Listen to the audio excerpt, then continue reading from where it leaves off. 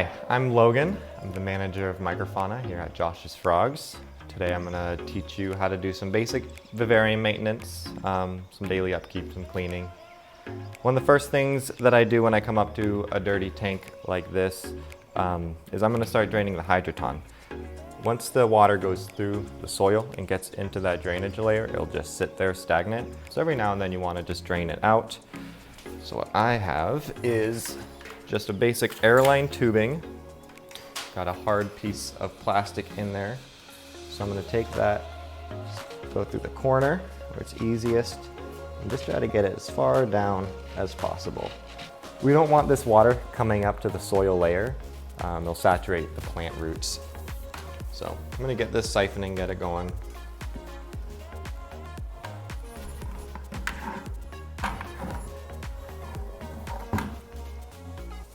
There we go.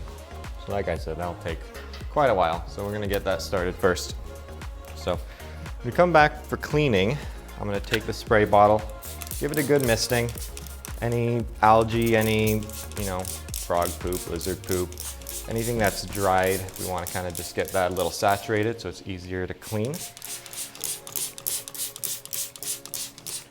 I like to focus a lot on these upper parts of the glass, let the water run down. So that usually takes a little bit just to kind of sit, get everything saturated. When we do mist a vivarium, it's important to do one heavy misting about once a week, and this will clear off any feces, any grime, any dirt that accumulates on the leaves down into the soil layer where the microfauna can easily clean it up. I do like to mist, just periodically through the week. It's good for the plants, good for the ambient humidity. So now that it's all wet, I'm gonna go ahead and take one of the terrarium sponges here.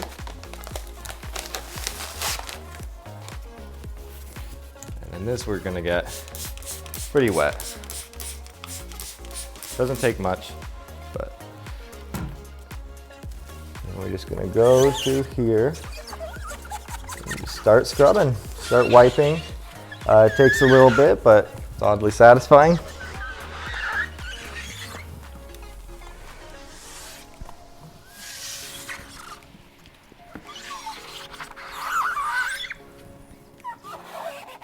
And then you'll see that this gets pretty grimy too. Easy way to clean it is just get it wet again and wring it out. Just like that. Still works. So I'm gonna go through all these walls here. I usually go through the interior, the exterior, and just try to get off any of this algae and gunk that tends to build up.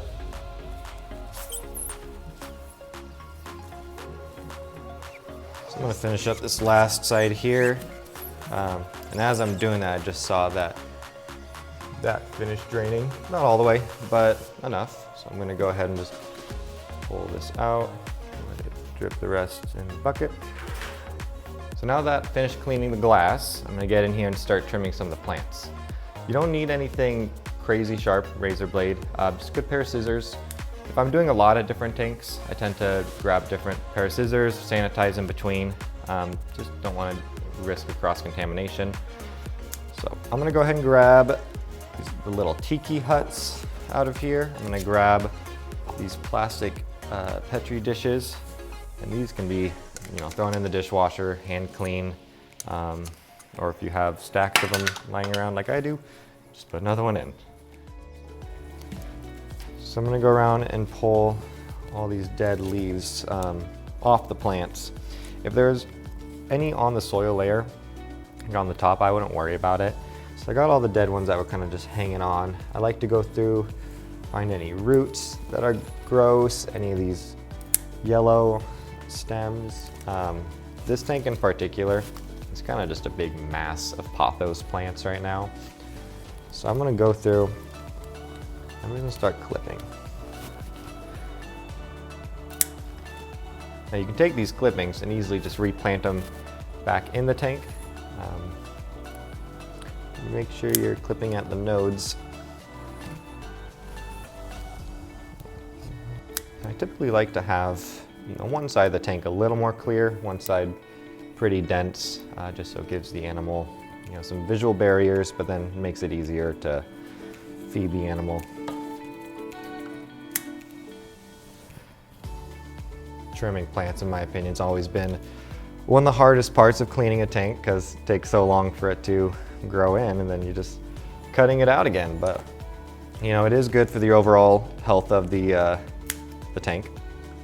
When you have a lot of plants growing in like this, it'll block light going down to the animals, down to the moss, block off for other plants if you have other plants growing in the tank.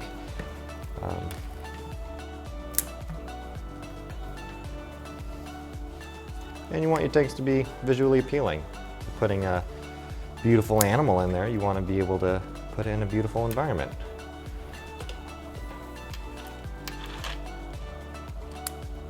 Now if I'm cleaning a tank like this one, so 20 gallon, don't really do it in any specific order. When I'm doing a front opening tank, I typically like to do lower plants in the front, going back, that way it's easier to see.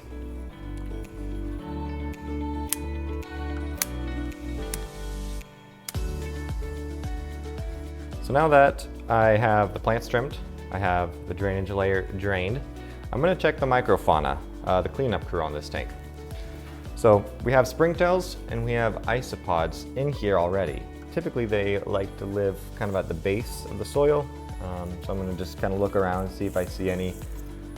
Once you put them in, generally don't have to put them in again. They'll colonize the substrate and happily live in here, cleaning up all the decaying plants, animal waste. I see a few isopods, not really any springtails or anything, so I have a handful of dwarf white isopods here. I don't really want to pour them just right on top here, just because there's moss here. I don't want to just pour the soil on top of the moss. So I just kind of make a little opening and dump it down inside there. And so this species that we put in here is a dwarf white isopod. It's a parthenogenic species that lives in the soil. So it's one that you don't have to worry about, your animals eating very easily. They stay small. They are fossorial, so they'll just be burrowing around in the soil the whole time. So now I'm gonna re-inoculate with our springtails.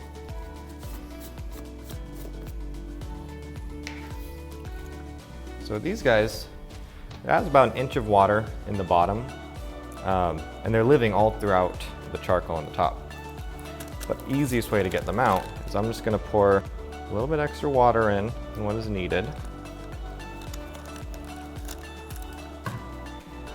Now, these guys are also hydrophobic, so when you pour water in, springtails are going to float to the top.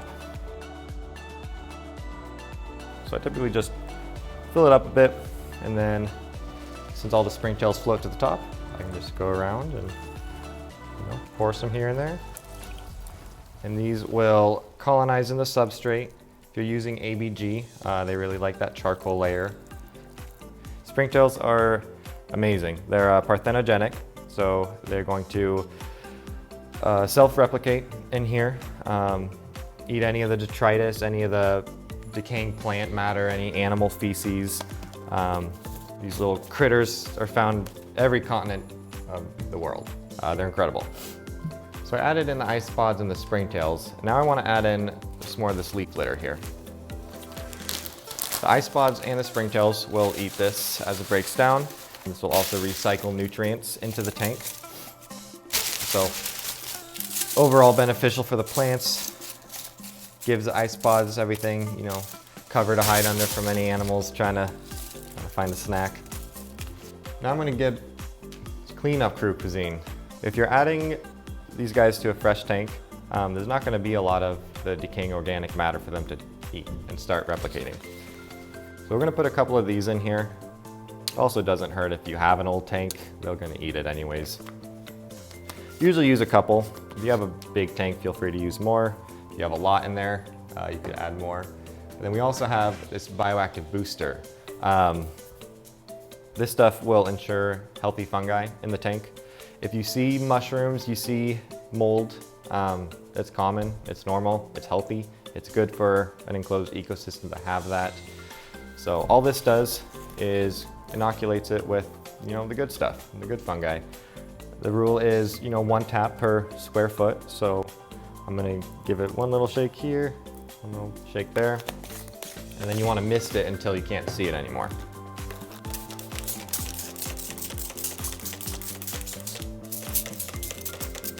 There we go. So now that it's all clean, you're ready to put your animals back in.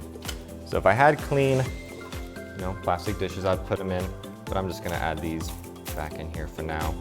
And then if you wanna check out any more videos on us, feel free to look us up, Josh's Frogs, on YouTube, on Facebook, on Instagram.